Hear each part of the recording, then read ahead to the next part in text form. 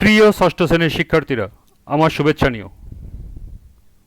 আজকে আমি তোমাদের স্বাস্থ্য সুরক্ষা বইয়ের তৃতীয় অধ্যায় চলো বন্ধু হই এই অধ্যায়ের বিভিন্ন ছক ও প্রশ্নের সমাধান করে দেব।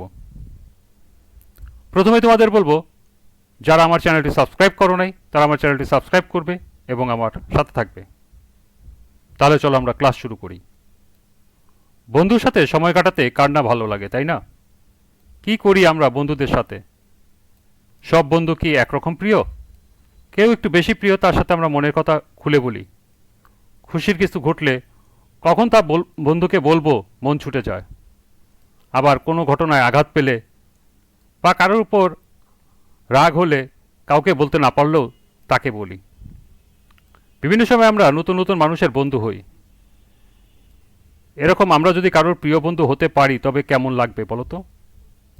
এবার আমরা নতুন একজনের প্রিয় বন্ধু হওয়ার জন্য কিছু কাজ করব, যাতে আমি তার একজন প্রিয় বন্ধু হতে পারি। প্রথমে এমন কাউকে বেছে নেব যার সাথে আমার বন্ধুত্ব আছে। কিভাবে আমরা বন্ধুত্ব হলাম, বন্ধুত্বের জন্য কি করেছিলাম সেগুলো খুঁজে বের করব। এরপর আমরা সবাই মিলে সবার কাছ থেকে আমাদের বন্ধু হওয়ার গল্প শুনব। তারপর প্রিয় বন্ধু হওয়ার জন্য কি কি করা দরকার সেসব জেনে আমরা নতুন একজনের প্রিয় বন্ধু হব। এটা হলো বন্ধুত্ব হওয়ার বিভিন্ন ধাপ। অর্থাৎ নতুন বন্ধু হতে হলে, প্রিয় বন্ধু হতে হলে যে পথ অতিক্রম করতে হবে সেই পথের প্রথমেই রয়েছে নিজের বন্ধুর গল্প। পরবর্তী ধাপ হলো আমার বন্ধু কেন আমার প্রিয়।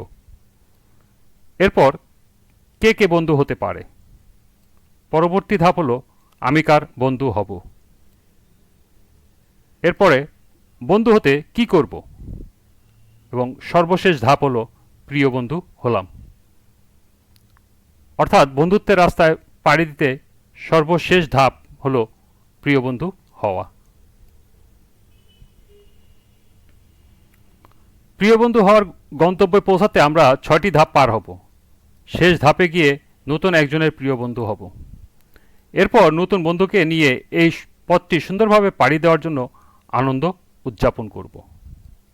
এরপরে আমার বন্ধু, অর্থাৎ আমার বন্ধুর গল্প। এবার আমরা নিজেদের বন্ধুর গল্প বলবো। তার কোন দিকগুলো আমার ভালো লাগে, কেন আমি তাকে বন্ধু মনে করি, সেই গল্প বলবো। তবে গল্পটি বলবো ছবিতে ছবিতে, নিচে আমার গল্পের ছবিটি আঁকি। অর্থাৎ আমি কেন আমার বন্ধুকে বন্ধু বলে মনে করি, আমার মনের অভিব্যক্তিটা গল্পে না বলে ছবির মাধ্যমে ফুটিয়ে তুলব। তো চলো এখন আমরা এই ছবির সমাধানটি দেখে নিই।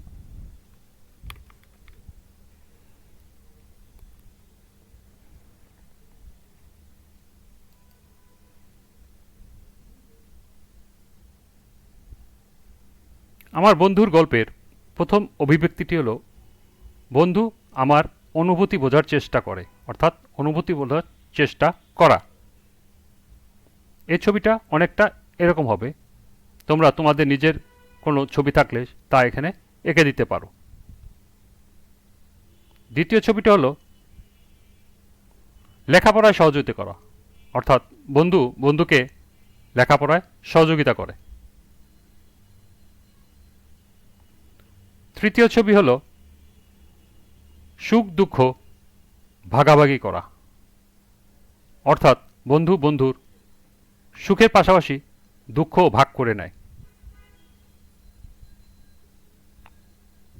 সর্বশেষ অভিব্যক্তি হলো বন্ধুর বিপদে পাশে থাকা। এটা এমন নয় যে ভালুকের ভয়ে এক বন্ধু আরেক বন্ধুকে ফেলে গাছে উঠে দাঁড়ালো। বন্ধু বন্ধুর বিপদে সবসময় পাশে থাকবে। এই ছবিতে এটাই ফুটে উঠেছে। তো এই ছিল ছবির মাধ্যমে তোমার অভিব্যক্তির প্রকাশ।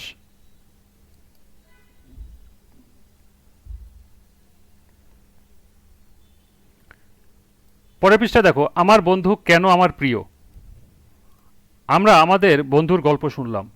গল্প শুনে বুঝতে পারলাম আমরা সবাই বন্ধুকে অনেক ভালোবাসি। সবার কাছেই নিজের বন্ধুটি অনেক প্রিয়।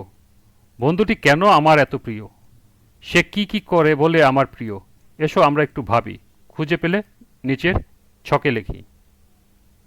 তোমরা লক্ষ্য করো এখানে একটা ছক দেওয়া আছে, আমার বন্ধু কেন আমার প্রিয়, তার কারণটা কি এবং এর কারণে আমার কেমন লাগে।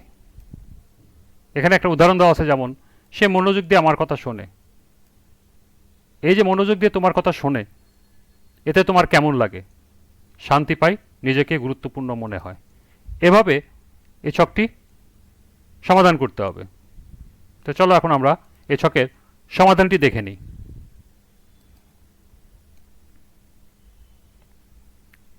সে মনোযোগ দিয়ে আমার কথা শোনে, এতে আমার কেমন লাগে? শান্তি পাই, নিজেকে গুরুত্বপূর্ণ মনে হয়। এরপর এলো আমার অনুভূতি বোঝার চেষ্টা করে, এতে আমার কেমন লাগে? আমার খুব ভালো লাগে। এরপরটা হলো আমাকে দোষারোপ করে না, এতে আমার নিজেকে নির্দোষ বলে মনে হয়। পরবর্তীটা দেখো, আমার উপকারের প্রশংসা করে, এতে আমার কেমন লাগে? নিজেকে পরোপকারী মনে হয়। এরপরে সে সাধ্যমতো সহযোগিতা করে, এতে আমার খুব ভালো লাগে। এরপরেরটা দেখো, আমার সত্যবাদিতার প্রশংসা করে, এতে আমার কেমন লাগে? নিজেকে সত্যবাদী বলে মনে হয়। এরপরে আছে অনুমতি নিলে কৃতজ্ঞতা জানায়, অর্থাৎ তুমি যদি তোমার বন্ধুর কাছ থেকে অনুমতি নাও, সে কৃতজ্ঞতা জানায়, নিজেকে নিয়মবর্তিত বলে মনে হয়। তুমি যে অনুমতি নিচ্ছ তাতে তোমার নিয়মের যে তুমি নিয়মাবলী আচরণগুলো ফলো করো, অনুসরণ করো, তাতে প্রকাশ পায়। সে কোনো ভুল আচরণ করে না, এতে আমি শান্তি পাই, নিজেকে গুরুত্বপূর্ণ মনে হয়। এরপরটা দেখো, কষ্ট পাওয়ার মতো সে কিছু করে না, এতে আমার খুব ভালো লাগে। এবং সর্বশেষ, সে সবাইকে সম্মান দিয়ে কথা বলে, সে মানে তোমার বন্ধু তোমাকে সম্মান দিয়ে বা সবাইকে সম্মান দিয়ে কথা বলে, এতে তোমার বা আমার খুব ভালো লাগে। তাহলে এই ছিল আমার বন্ধু কেন আমার প্রিয়, এই ছকের সমাধান। তোমরা এগুলো এখান থেকে নোট করে নিতে পারো।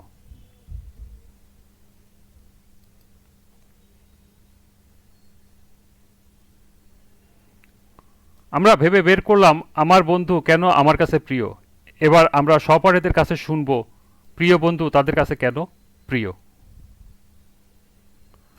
আজকের ক্লাসটি এ পর্যন্তই। আমরা পরবর্তী ক্লাসে প্রিয় বন্ধু হওয়ার উপায় এখান থেকে বিভিন্ন ছক ও প্রশ্নের সমাধান করে দেব। সবাইকে আবারও বলছি, যারা আমার চ্যানেলটি সাবস্ক্রাইব করো নাই তারা আমার চ্যানেলটি সাবস্ক্রাইব করবে এবং আমার সাথে থাকবে। সবাইকে আবারও শুভেচ্ছা জানিয়ে আজকের মতো আমি এখানেই বিদায় নিচ্ছি। আল্লাহ হাফেজ।